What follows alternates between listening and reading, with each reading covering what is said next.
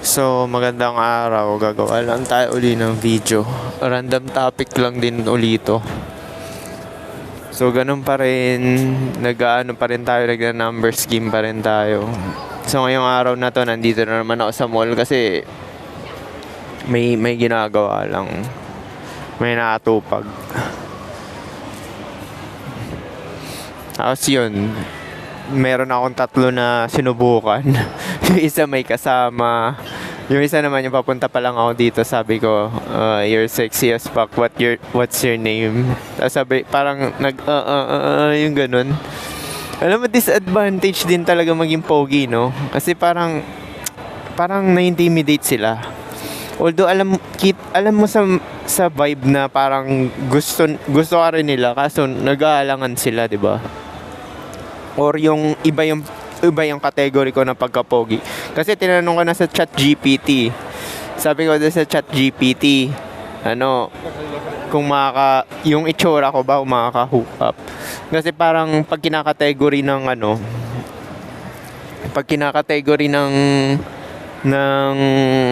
anong tawag dito? Pag kinakategory ng mga babae doon sa ChatGPT yung itsura ko, nakalagay doon parang pang long term. Pwede naman din mag-hook up, kaso kailangan mo maging aggressive yung approach mo, no? Kung magda-direct ka ganyan. Which is ginagawa ko rin naman yun. Tsaka marami naman din ako success na ganun na direct approach. Kaya nga ginagawa ko pa rin yun hanggang ngayon. Ganun pa rin yung strategy ko. Ayoko ng mga labas tayo. Tsaka hindi rin realistic sa akin yun magyaya na lalabas-labas. Tapos parang papersahin ko pa yung sarili ko pupunta sa mga restaurant, ganyan. Wala naman akong kotse. Hindi naman talaga yun yung intention ko Muscle sa akin yun kasi wala akong kotse. Yun disadvantage So kung gusto ko makipagkita, malapit lang dun sa flat ko, 'di ba? Para ididiretso na lang doon pagka niyaya mo. Ganun yung strategy ko, malapit na lang talaga. Ayoko nung yung parang mapapwersa ka pa, makikipag-date ka pa, kakain-kain, tapos sabay. Although ginagawa ko yun sa Pilipinas kasi wala naman din kami gagawan nung action na yun 'di ba? Magche-check-in ka pa rin So magkikita pa rin talaga kayo sa mall, which is pag nagkita na kayo, 'di ba? Ginagawa ko kasi pag sa strategy ko lang to sinishare ko lang din sa inyo na kapag makikipagkita ako laging mega mall, tapos mga bandang alas 5 na, tapos magche-check-in na, 'di ba? 3 oras. Kain muna para di mabaho hininga mo, tsaka may lakas ka, 'di ba? Hindi ka nakakain sa bahay. Yun yung strategy ko kasi may pagbakbakan ka, tas pagod ka na, ang baho ng hininga mo. sabay pag uwi mo, gutom ka pa, 'di ba? Kaya ginagawa ko, kumakain muna ako. Niyayaya ko na lang yung babae sa Jollibee, ganyan, mumurahin, 2 pieces na burger steak. Tapos yun na, iyayain na lang sa So mag-check-in, saan yung malapit, 'di ba? Ganun lang yung ginagawa ko. Kasi wala pa naman akong bahay na mismo sa akin Meron pa akong parent, ayaw ako payagan Parang turing sa akin, bata pa rin Tanda-tanda ako na, pero tatrato ka pa rin na parang bata, 'di ba? Yun din disadvantage ko kasi although gusto ko rin naman yung ganun kasi nga ayoko nung parang sa bahay. Kasi nga mabababoy, tapos di ba hindi mo alam kung anong gagawin, pupunta-puntahan ka, kukulit-kulitin ka. Kaya hindi ako basta-basta nagpapapunta ng babae sa bahay Di ba meron ibang mga lalaki nagtitipid, ayaw mag-check-in. Mas maganda mag-check-in ka na lang, magbayad ka. Ito strategy lang to Kasi para sa safety mo, hindi mo naman kilala yung babae na yan. Malay mo, crazy yan, di ba? Kuwari, minute mo, nakita mo sa dating app or mga kinold approach mo, tapos nagkita na kayo. Di ba? Hindi mo naman kilala yan. Hindi worth it na dadalhin mo agad sa bahay. So, alam na yung bahay mo, di ba? Di kukulit-kuliting ganyan. Paano kung crazy yan, di ba? batuin yung bintana nyo. Malaki pa damage mo, imbis na mag-check-in ka na lang, 300 lang, di ba? 380. 3 hours. O kung may card ka, 315 lang, di ba? Kung may card ka. So, ganun lang, di ba? Tapos, mabasag pa yung ano mo, bintana mo. Mahal pa sa 300 gagastusin mo, di ba? Kaya hindi rin maganda yung ganyan, magtitipid-tipid kayo na ano, wala sa lugar. Tawag yun ng nanay ko, pagtitipid ng wala sa lugar. Kasi, mag-check-in ka na lang, di ba? 300 plus lang naman, di ba? Tsaka first impression last, di ba? Mamimihasa pagka yung babae, sinanay mo sa bahay nyo. Ba't mo ako chine-check-in lang? Pang ganito lang ba ako? Although pagka gusto ka ng mga babae, wala naman siya say. Tahimik lang naman talaga siya, tsaka shut up lang. Pero first impression last mas maganda yung sa umpisa pa lang, minimal effort investment lang yung bibigay mo. Tapos, pagka mabait yung babae, tama yung ginagawa ni Bugay, parang reward pa unti-unti, di ba? Reward ng paunti. Kaysa yun mag-umpisa ka na biglaan na marami. Wala nang mystery, wala nang bago.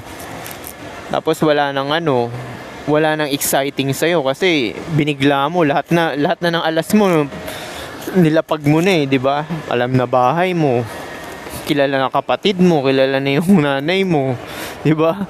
Kilala na yung mga kasama mo, kaibigan mo, ganyan. Kaya ako inaano ko yung na yun yung babae na in-approach ko, ang ganda, Japanese. Kaso may boyfriend sabi niya may kasama daw siya. Totoo naman. So kaya dito, pero dumaan siya sa akin Yan yung sinasabi ko gusto rin talaga ako. Yun nga lang may mga fear. Yun nga lang may mga parang hadlang, di ba? Parang may boyfriend sila, tapos o kaya tomboy, or parang na-intimidate dahil pogi ko di ba? Ganun lang naman yun na-intimidate sila, di ba? Pero yung Japanese talaga, yung in-approach ko na babae, yung mga in-approach ko na babae dito, gusto talaga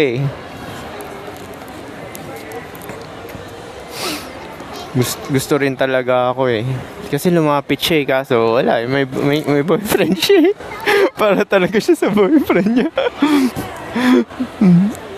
Yun yung sinasabi ko na kala nyo advantage pagiging pogi, sa totoo maraming na-intimidate talaga kasi kahit yung mga minimit ko sub 5 na dati, meron ako minute na maliit siya, pandak, tapos sub 5 siya na babae, siya, tapos na parang meron siyang minimit na engineer, nakwento ko na ata yun sabi ko, bata ayaw mo dun sa engineer? Sabi, hindi ko siya type hindi ko pa alam na pogi ako noon. Alam ko may tsura ako pero hindi yung ganun. Alam mo yung parang alam na na talagang alam na itsura na talagang pogi ka. 'Di ba mayroong mga ganun na pogi na hindi alam na pogi? So yung mga panahon na yon, hindi ko alam na may itsura ako. Parang nahihiya, intimidated, ganun. Yun yung parang sinabi sa akin na magano na lang daw ako. Magpapa-virginize lang daw siya kung kasal or shota, boyfriend, ganun. Parinig lang naman yun, pero hindi naman totoo yung mga ganyan kasi kabisado ko na yung babae, merong ang flight attendant, sinasabi niya meron daw silang parang chastity na sumpaan ng friend niya na babae na na yun nga, i-preserve daw nila yung virginity nila, ganon. Pero nung gabi na yon, yung pumunta kami ng Robinson, niyaya ko yun kasi nakilala ko yun. Pinakuha ko dun sa katulong namin. Pinakuha ko dun sa katulong namin yung yung number niya. Tapos yun, minessage ko siya, niyaya ko. Tapos sabay nag-meet kami sa Robinson sa may library. Tapos sabay pag uwi namin, punta ako doon sa may, kasi ka-street ko yun punta, doon siya sa may dulo ako gitna So punta ako doon sa kanila, tapos upo kami doon, konting kwentuhan. Tapos yun nga, yung sinasabi ko sa'yo, may chastity daw sila na ganyan. Sabay mamaya, inahalikan ko na. Tapos sabay may mga glitters pa yung dibdib. Kasi maputi yan maputi. Sa totoo nga, kung papayagan lang ako ng nanay ko na na magdala ng babae sa bahay, natira ko na yun ng isang gabi na yun Noon mismo, nung minute ko siya sa Robinson at pag-uwi, di ba? Na-virginize ko na sana yun. Marami naman din akong chance na ganun Yun nga lang kasi, itong nanay ko talaga, ewan ko, parang cock-blocker Naiinis ako kasi, biruin mo, nagdala ako ng girlfriend dun sa taas. Dapat ma-virginize ko na yung first na girlfriend ko. Tapos umigaw, kain na. Sabi ko, patang ina nito. Sabi ko ganun. Sabi ko ganun siya, di bumaba na kami. Tsaka yung babae na yun, parang, di ba yung first girlfriend ko nga, parang yun yung nagsabi sa akin na hindi boyfriend material. Kasi gusto ng mga babae, di ba yung parang boyfriend material, di ba? Yung parang yung susuyuin sila, igagala-gala, ganyan.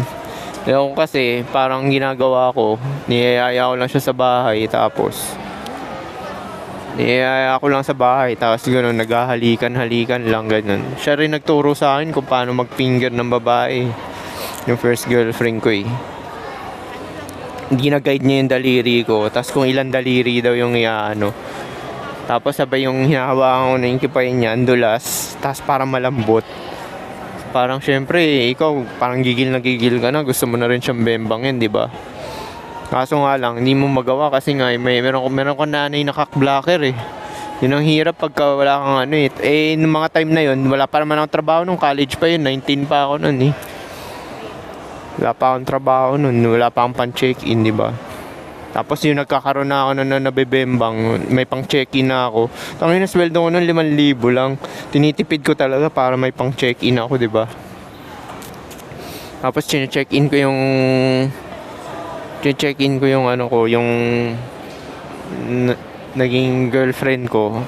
Actually pag ganito yung strategy mo, hindi siya technically ni girlfriend kasi wala talaga siya label. Di ba nakwenta ko na sa inyo yan? Yan yung tinatawag nilang situationship. Hindi mag-aas yung babae na kailan ba tayo magiging ganyan. Basta tuloy-tuloy lang kayo nagkikita. Yan yung sinasabi ko na yung situationship talaga. Na So tuloy-tuloy lang kami nagkikita. Tapos ayun, check-in lang, kain, check-in. Ganun lang parati ginagawa ko. Kain, check-in. So para rin pala akong nagwo-walker, di ba? Kaso consistent lang. Kain, check-in, di ba?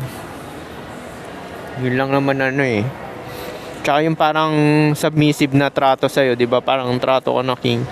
Actually, pag ganun yung strategy mo talaga, pagka yung inaalok mo kagad ng bembangan, syempre yung katawan ng babae, magiging submissive talaga yun. Sasubmit talaga yun pagka ganun. Kagaya dito yung babae, di ba? Lumapit siya, di ba? May kasama kasi siya Kasama niya yung boyfriend niya Pero kung wala siyang kasama, sinabi ko na lang, have a good day.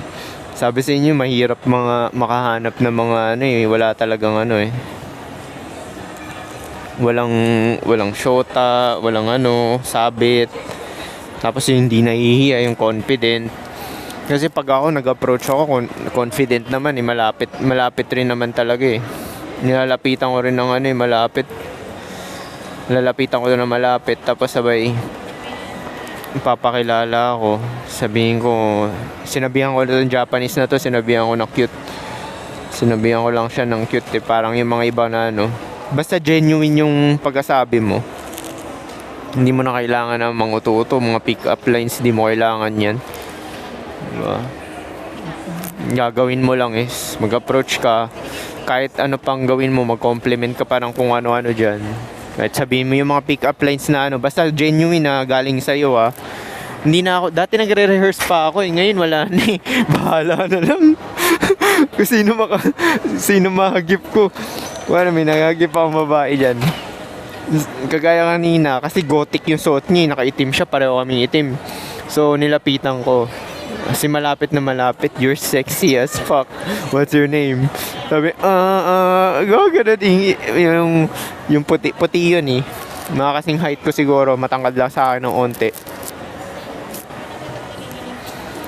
Tapos yung ano naman, yung nasa supermarket, kinausap ko yung matabang friend niya. Sabi ko, are you guys friends? Sabi ko ganun. Dun sa ano. Tapos sabi naman niya, she's taken. Mali diskarte ko. Alam mo yun, matututo ka rin. Dapat di siya tinanong ko kasi mataba to eh. Sabi niya, she's taken. Sabi yung ganun, kakblacker. Mali talaga yung diskarte ko. At least natuto ako. Hindi ko nakakausapin yung friend. Didirekta na ako dun talaga mismo sa ano. Kasi bandang gilid kasi, syempre, nag-approach ako. Yung pagka-approach ko, yung friend niya yung nandito sa gilid. So, pagka-approach ko, tinanong ko, are you guys friends? Sabi ko, yes. Sabi, she's my type. Tinuro ko yung friend niya. Tapos sabi niya, she's taken. Yung mataba, fridge. Di ba tawag nila doon fridge? Yung mga fridge daw, mga cockblocker. Kaya kailangan talaga, mag numbers game kayo para alam nyo talaga sa field. Para matututo kayo. O next time, I learn my lesson, di ba? Hindi na ako didirekta sa friend, gagawin ko. Kasi plano ko, pwede ko bang kausapin yung kaibigan mo, ganyan.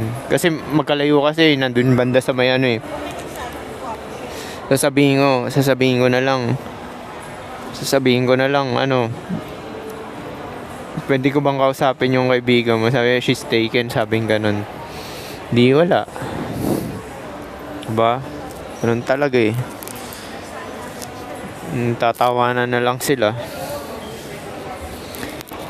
Ayun pala, kasi kaya naman talaga ako nandito. Gahanap kasi ako ng medical certificate eh. Kasi ma-absent ako, pinapahirapan ako sa trabaho. Bayad pa ako ng $40. Although i-reimburse naman nila yung babayaran naman nila yung expense na ginastos ko, 'di ba? Pero hassle pa rin, 'di ba? Pero inisip ko na lang as challenge na lang 'yun. Hindi ko iniisip na negatibo. Basta lahat ng mga nangyayari sa akin na hindi maganda or hindi, sabihin na natin na hindi pabor. Pangit naman yung salita na hindi maganda eh. Pangit naman yung salita na hindi maganda, 'di ba?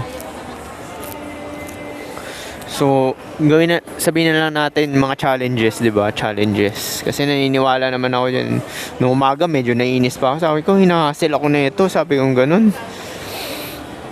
Sabi ko, di bale. Malay mo maka-approach ako, di social development na naman 'yan. Sabi ko ganun. Yun, nakaka-approach naman din ngayon, 3 ngayon. Kada labas talaga, tinatry ko talaga makadalawa lang man or 3, ganyan. Kasi hindi na talaga ako seryoso ngayon, yung parang dati nagre-rehearse pa ako, ngayon wala na talaga. Tapos tingin-tingin lang ng mga sale kasi nga 'di ba, magki-Christmas na. Mga sale, gala-gala lang sa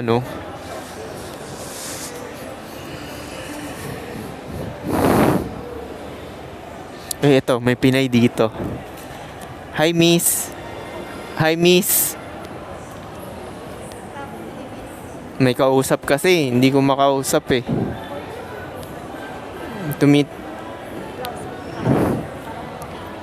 Pinay ito eh. Itong kaharap ko Pinay. May tsura naman siya. Kaso, ini-ignore ako. Ini-ignore ako. So, sanang bigyan ng opportunity itong Pinay. Kaso, ini-ignore ako. So, dalawa kami nagtatagalog. Tingin ko may shota na to kaya ako ini-ignore. Kasi nagtatagalog na ako. Narinig mo naman, di ba? Sinabi ko, hi miss. Tapos sabay, bibisi-bisihan. Pero tumingin siya sa akin. Bibisi-bisihan. So baka, tsaka naririnig ko may parang may na-entertain siya na lalaki. Ah, may shota to. Kaya ako ini-ignore. Hindi na rin ako nahihiya. Isa rin pala yun, yung mga unang approaches ko. Diba, nag-approach ako ng mga una, ganyan. Medyo nahihiya pa ako eh, tas kinakabahan pa ako. Parang, sabi ko, tangina, alam mo yung inuunahan mo nang i-reject yung sarili mo sa utak mo. Di ba sinasabi ko nga, wala nga rejection. Ang rejection, nag-i-start yan sa utak eh. Pag nireject mo na yung sarili mo, kagaya ko ngayon, di ba marami akong rejection ngayon. Bali, wala na yan eh. Wala naman talaga rejection kasi buo ka pa rin naman, nakakakain ka. May trabaho ka. So, parang, ang main purpose ko na lang talaga dito is social development lang talaga. Pero sayang din talaga yung ano, no?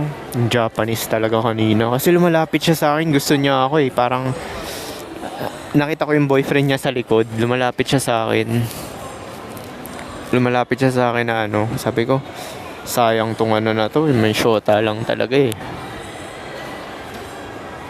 Syempre yung mga Japanese loyal din naman yan mga yan eh. Or naniniwala ako hindi lang talaga super taas yung ano niya, or kasi nangingibabaw yung programming niya eh. Ibig sabihin yung loyalty sa mga ano, sa religion, sa culture. Kasi 'di ba sinasabi nila yung culture ng Japanese ganyan nga, na loyal sila sa partner nila. Pero hindi madi-deny kasi yung katawan niya lumalapit sa akin eh. Tapos parang umano, yung dumaan sila, nakita ko yung boyfriend niya sa gilid. Kasi nilapitan ko siya eh. Kaya ako naman siya nilapitan kasi nakita ko hinahawi-hawi niya yung buhok niya.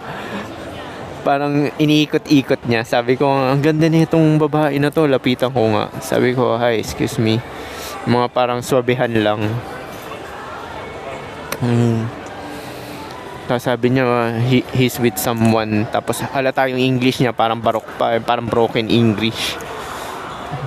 Di ba? Kaya ganun yung nangyari. Yung ginawa ko, malis na lang ako. Pero ngayon, isa rin pala yun. Kasi pag nag-approach ka, di ba, nakakapili ka ng mga babae na gusto mo i-approach. Yung mga type mo talaga, yung mga magaganda. So, mangyayari niyan, nasisensitize ka, nasasanay ka na, di ba? So, pagka ganun, di ba, dahil ina-approach mo mga sexy na babae, magaganda. So, nangyayari, parang baliwala na lang sa'yo yung ganda. Baliwala na lang sa'yo, kagaya ko, di ba? Diba, ina-approach ko yung mga high tier Becky. At least high tier Becky. Lagi ko hindi na ako nag-approach ng mga sub 5. Sayang sa effort, diba? Eh, high tier Becky, marami naman yan sa ano eh. Sa mall eh. So, yung mga ina-approach ko, biruin mo, nakaapat ako ngayon, diba? Yung mga high tier Becky, marami naman yan sa mall. Pero yung mga Stacy Light, bihira lang talaga. Kaya pagka nakakita ko ng Stacy Light, di ko na talaga pinapalagpas. Minsan nga nagiging aggressive pa ako eh. Parang ano eh, sinasabi ko, malayo pa lang, na-excite ako. Kagaya na sa bus stop, may dumaan na maganda. Sabi ko, malayo pa lang, sinabi ko, excuse me. Papaupuin ko sa tabi ko. Ganun, ayaw. Tsaka isa rin pala yun, dapat kampante ka lang, composure ka lang pagka mag-approach ka ng mga babae. Dapat composure ka lang, di ba? Hindi mo papakitang na-excite ka or gustong-gusto mo yung babae. Tapos hindi mo papakita yung ngipin mo na masaya ka, di ba? Yung mga ganyan. Basta normal lang talaga, parang wala nangyari. Isa pa pala makakatulong yung tinuturo ni Bugoy na Koy-Koy. 'Di ba, para mag-approach ka ng mga babae. Pag nag-approach ka, yung out of curiosity, yung parang bata. Yung parang, 'di ba, yung mga bata pag makikipagkaibigan, lalapit sila, anong pangalan mo? Ganun yung curiosity na gagawin mo. Ganun yung curiosity na gagawin mo na ano. Pag nag-approach ka ng mga babae na trip mo. Parang curiosity lang, lalapitan mo, anong pangalan mo? Yun na yung bungad ko dati. Ang ginagawa ko pa, excuse me, parang mga pick-up lines. Ngayon wala na talaga eh. Bahala na kung ano talagang may sipang ko eh. I-try nyo rin yan. Total, mga nanonood naman sa akin dito, mga average looking naman eh. Pero kung sub 5 ka, wag na. Wag na kasi mangyayari niyan, plus creepy vibe pa. Mangyayari niyan, reklamo ka lang, di ba? Kaya ako nakakaligtas naman ako sa mga ganyan kasi nga alam ko naman na heteronormy ako kahit papano. Or average, sabihin na natin, di ba? Average or heteronormy.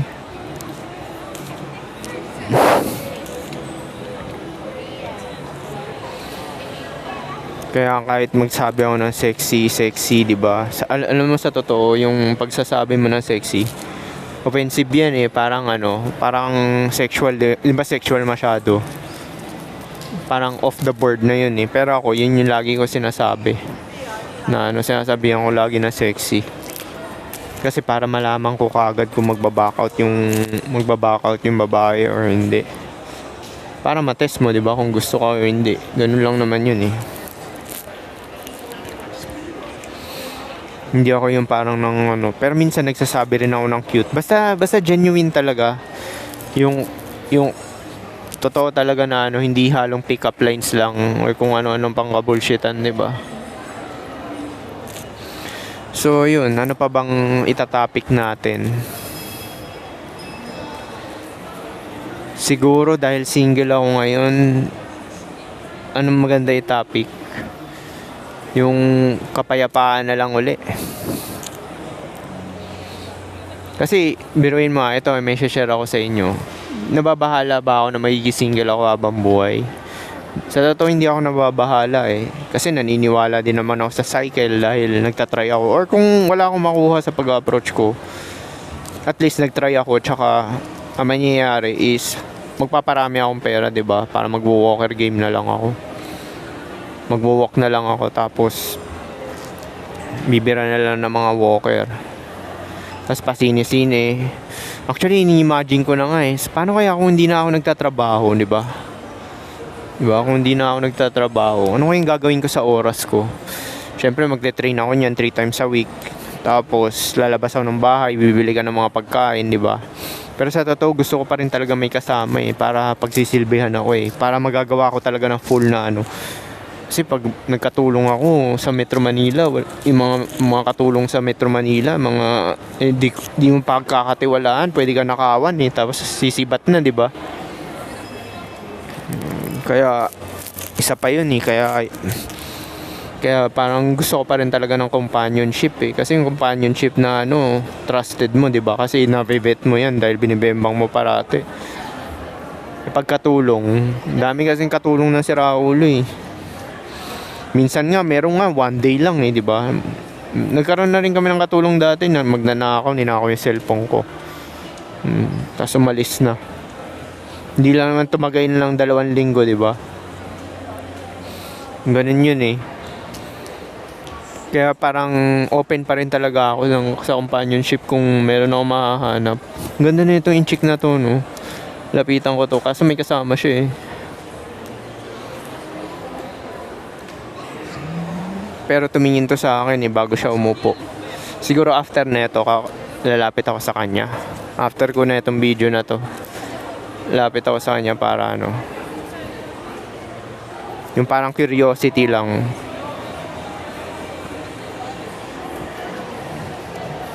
So yun nga gagawin ko. Kapayapaan na lang. Basta open naman ako sa companionship kasi hindi naman ako mag-aanak eh. Actually yung kay LDR ko na last, kinausap ko na yun eh. Sinabi ko na sa kanya, habang buhay magkikita lang tayo, magbebembangan. Papayag talaga siya. Tapos sabay basta pag ganun yung binungad mo, sexual agad, matik magiging submissive yung babae. Kasi binibigyan na niya yung katawan niya, di ba?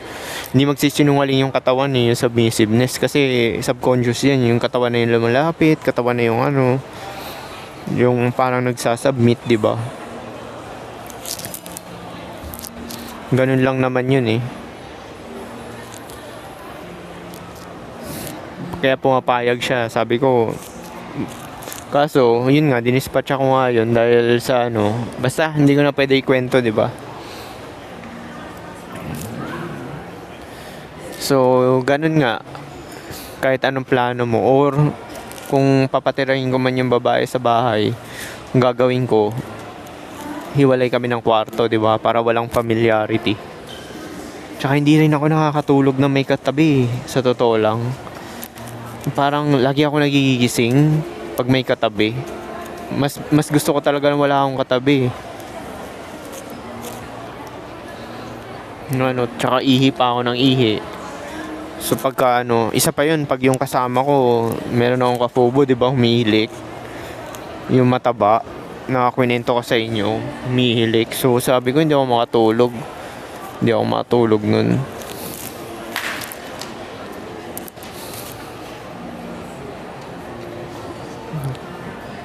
Dapat nga, naging honest na lang ako eh. Sabi ko, umalis ka na lang. Umakyat ka na kasi ka-flat ko nga yun, di ba? Dati. Kasi siya naman may gusto rin na eh. Ito, ang ganda talaga na ito yung chick na to, no? So nga rin, kaso hindi ko alam kung piki ba to, sakang. Wala na, umalis na. Bali, marami pa naman magaganda dyan. Yun yung tinatawag nating abundance mindset, di ba? Pero sa totoo talaga, marami pa rin talaga magaganda. Basta lumabas ka lang talaga ng bahay eh. Marami talagang kipi pwede mo i-approach. Kaya hindi ako nababahala yung parang mag-i-stick ka sa isa. Nako, hindi ko gawain yan dahil marami naman talaga eh. Maraming hater, Becky, mag-mall ka lang sa Mega Mall eh. Yung nag-Mega Mall ako dati, na-approach ko kagad sa isang araw, tatlo eh. Tatlong hater, Becky, yung in-approach ko nun, di ba? Tsaka kahit na hindi ka gusto ng babae, parang validation rin sa kanila yon, kinikilig sila. Kuwari hindi ka trip ng babae, in-approach mo siya, masisense mo parang kinikilig pa rin siya, di ba? Kasi may circumstances kasi talaga yan eh, kaya ayaw ka eh. Hindi ka type, hindi niya priority, nag-aaral siya, may siya, may shota siya. Basta yung may circumstances, hindi naman not necessary or insecure siya, nahihiya. Which is nga yung mga kunikwento ko sa iyo, yung mga mahihiyain, di ba? Pero yung katawan lumalapit. Pero ayaw mo i-convince yung ganun, di ba? Kasi insecure yun. Yun yung mga babae na magseselos. Pag naging kayo magseselos, pagbabawalan ka, susolohin ka, di ba? Pag mga ganung babae, di ba? Kaya nga sinasabi ko, first impression last eh. Kailangan ma-recognize niya talaga kung sino yung kaharap niya. Kaya zero tolerance ako sa ganyan eh. Pero nag-aalangan pa rin ako nagbubulong pa rin sa utak ko. Baka gusto niya rin talaga ako. Parang gusto mo i-win, di ba? Kasi yun yung simping na programming sa utak mo eh. Sinasabi ng red pill na chivalry, di ba? Na nakikita mo yun sa klase mo, nakikita mo yun sa kapitbahay mo. Tapos sa mga katrabaho mo, 'di ba? Pag kinakausap, nagpe-perform, yun yung tawag doon, pe-perform yung lalaki. So kumari may babae diyan, kinausap ko, 'di ba? Tapos may resistance. Alam mo yung resistance na na indirect. Kagaya nung kahapon, sabi, hindi raw siya taga dito. Resistance na yun pagka ganun. Kahit na yung nasisense mo yung vibe na gusto ka, kasi nangingibabaw yung fear niya eh. Yun yung sinasabi ni Locario eh. Pagka ganun, insecure yung babae, wag ka makipag-deal nun. Kasi yun yung magiging controlling, seloso, ganyan. Babawalan ka.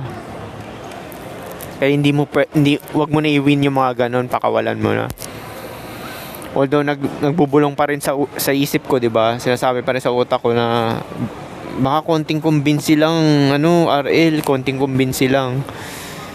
Pero hindi eh. Kasi nakukumpara ko talaga sa mga experiences ko eh. Isang beses mo lang talaga alokin yung babae. Tapos pag gusto ko talaga, sasama talaga siya eh. Kaya nakatatak na sa utak ko yun. Sabi ko, hindi pwede. Pag nag-approach ako, sabi ko, hindi, pakawalan mo na yan. Iniisip ko, pakawalan mo na yan, huwag mo na kumbinsihin. Kasi meron na ako kasing karanasan ng 11, kaya yun na yung baseline ko. Parang pag nakakarinig ako ng resistance, parang really? Parang nadidisgust ka na, 'di ba? Parang talaga, parang ganun yung sa utak mo, 'di ba? Although wala ka namang pakialam doon, 'di ba? Kasi choice niya 'yun, 'di ba? choice niya yun eh, na ganun, di ba? Pero yun nga lang, pag mayroong kang experience na ganun, makukumpara mo talaga. Kasi hindi papalya yan. Kaya nga sinasabi ko sa inyo, mag numbers game talaga kayo eh. Online, pagsabayin nyo yan. Tsaka sa kahit nga sa online eh. Di ba niyayaya ako? Tapos yung mga babae, oh, we need to get to know each other. Yung mga ganyan-ganyan. Yung mga, we need to get to know each other. Mga ganyan-ganyan na pag niyaya. Tapos sa isip-isip ko, baka konting convince lang. Hindi nga nagkakamali si Locario pagka ganun, time waster yun. Pinapakawalan ko na rin yun pagka ganun. Nahayaan ko na. Kasi yung game talaga, first impression last. Ito tatandaan nyo Alam ko, hindi kayo naniniwala dito, pero totoo talaga yan. Yung first impression last, magkakaroon yan ng resistance down the line talaga. Puro resistance mangyayari yan sa kuwari naging kayo, may selosa, tapos puro resistance, di ka susundin, di ba? Nadali rin naman ako ng mga ganyan yung mga programming Minsan nga naglalaro pa sa iisip ko kumbinsihin mo pa, konting usap-usap pa, mga ganun. Pero sa totoo, wala yan. Di ba? Dapat talaga minimal effort, minimal investment ka. Kasi ikaw magte-test sa babae, di ba? Kung gusto ka talaga niyan, kailangan mo talaga siya i-test para kasi siya yung papasok sa sa realidad mo, di ba? Siyempre, ikaw may property, ikaw po may pera, ikaw mag-provide. Ito pa pala, pag-usapan natin to yung sa anti-social club. Yung sa anti-social club na na sinasabi na yung mga babae daw na mataas body count, ayaw na nilang tanggapin or ayaw na nila mag-provide doon. Sa isip-isip ko, nako, parang papasa kayo dyan sa mga matataas body count na yan. Mas mataas standard niyan. Kasi gusto niyan talaga on point na lalaki. Kasi yung mga nakaka-hook up ko, hindi basta-basta bumubuka kayo sa mga kung sino-sino lang. Bumubuka kayo sa mga alpha male, di ba? Hindi ko naman sinasabi na alpha male ako, pero bumubuka kayo sa mga ganung galawan, di ba? Yung mga may karanasan na fubu, ganyan. Hindi basta-basta yun ng try nila na kung papasa sila, di ba? Ligawan nila, direct approach nila, di ba? Kung kung papasa sila. Hindi yung papasa yung mga ganyan, yung mga nagreklamador na ganyan.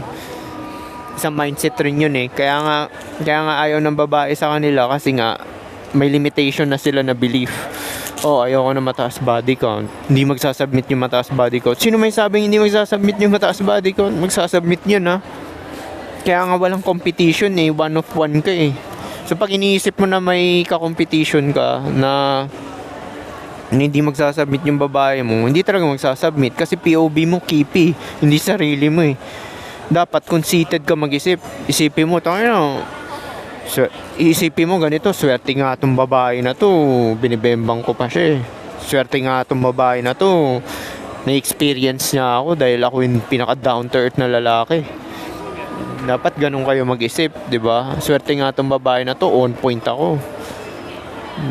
Ganun ka dapat mag-isip. Minsan nga inutusan ko yung babae ko sinasabi ko, alam mo, huwag ka mahiya kung hihilutin mo ako dito sa public.